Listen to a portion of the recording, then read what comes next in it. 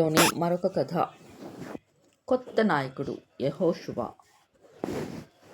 ఇజ్రాయేలు ప్రజల్ని వాగ్దాన భూమిలోనికి నడిపించింది యెహోషువయే.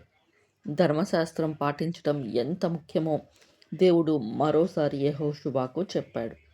మోషే చనిపోయిన తరువాత అతని సేవకుడైన యెహోషువతో దేవుడు, నా సేవకుడైన మోషే చనిపోయాడు. నీవు ఇజ్రాయేలు ప్రజలందరూ యోర్దాను నదిని దాటండి. నేను మీకు ఇస్తున్న భూమికి చేరటానికి సిద్ధపడండి. నేను మోషేకు వాగ్దానం చేసిన విధంగానే నీవు నా ప్రజలు నడవగలిగినంత భూమిని మీకు ఇస్తాను. యెహోషువ, నిన్ను ఎప్పుడు ఎవ్వరు ఓడించలేరు. నేను మోషేతో ఉన్నట్లు నీకు ఎప్పుడు తోడుగా ఉంటాను. నిన్ను విడిచిపెట్టను. నీవు ధైర్యంగా ఉండు. నీవే నా ప్రజలకి నాయకుడివి.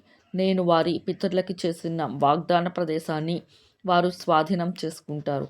అయితే నా సేవకుడు మోషే మీకిచ్చిన ఆజ్ఞల్ని నీవు పాటించాలి. వాటిలో ఏ భాగాన్ని నీవు వదిలిపెట్టవద్దు. అలా చేస్తే నీవు ఎక్కడికి వెళ్ళినా మంచి జరుగుతుంది. ప్రభువుని ఆరాధించేటప్పుడు ధర్మశాస్త్ర గ్రంథంలో ఉన్న ఆజ్ఞల్ని చదవాలి. రాత్రి పగలు కూడా నీవు దాన్ని అభ్యాసం చేయాలి. దాంట్లో నీవు రాసి ఉన్న ప్రతి దానికి లోబడాలి. అప్పుడు నీవు చేసే పనుల్లో విజయం కలుగుతుంది. నీవేం భయపడవద్దు, దిగులు పడవద్దు. నేను నీ ప్రభువైన దేవుణ్ణి. నీవు ఎక్కడికి వెళ్ళినా నేను నీతోనే ఉంటాను. ఇంతకు ముందు నీకు చెప్పిన విషయాన్నే మళ్ళీ చెబుతున్నాను. మనస్సు దిట్టం చేసుకో, ధైర్యంగా ఉండు అని చెప్పాడు.